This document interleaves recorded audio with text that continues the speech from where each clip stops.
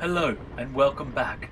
On today's episode, we are going out in the big blue wet thing to try and find Homus subaquaticus, a very rare ocean-going mammal. Now, where they are not totally dissimilar to these other water-going mammals you see here, Homus subaquaticus are not naturally adept at existing in the ocean. They can only go in the ocean for short periods at a time. Their natural habitat is actually land.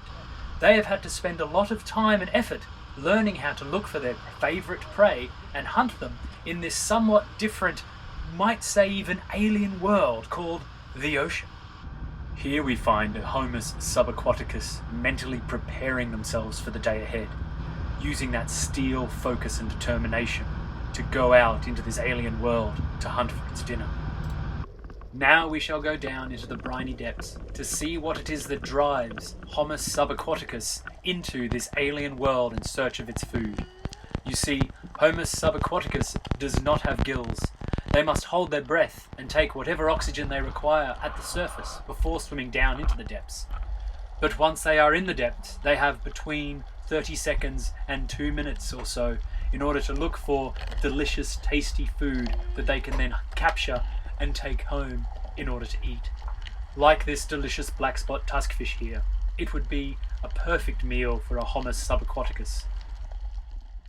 On this day we happened to be very lucky. A pod of Homus subaquaticus were coming by, so we managed to follow one down without them knowing to see just how they hunt at these briny depths. As you can see, their technique is to hold their breath whilst they get to the bottom. Then they look for and acquire their target.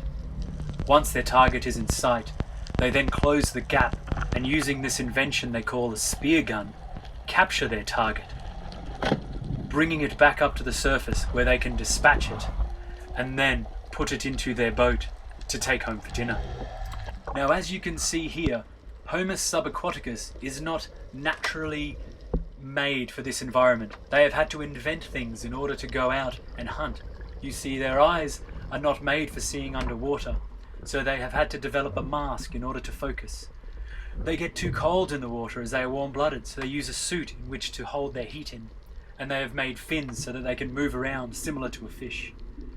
But now we see that this Homus subaquaticus has its prey and is going to quickly dispatch it, and then I am sure have a delicious, yummy dinner. Well, thank you for watching this small documentary series on Homus subaquaticus.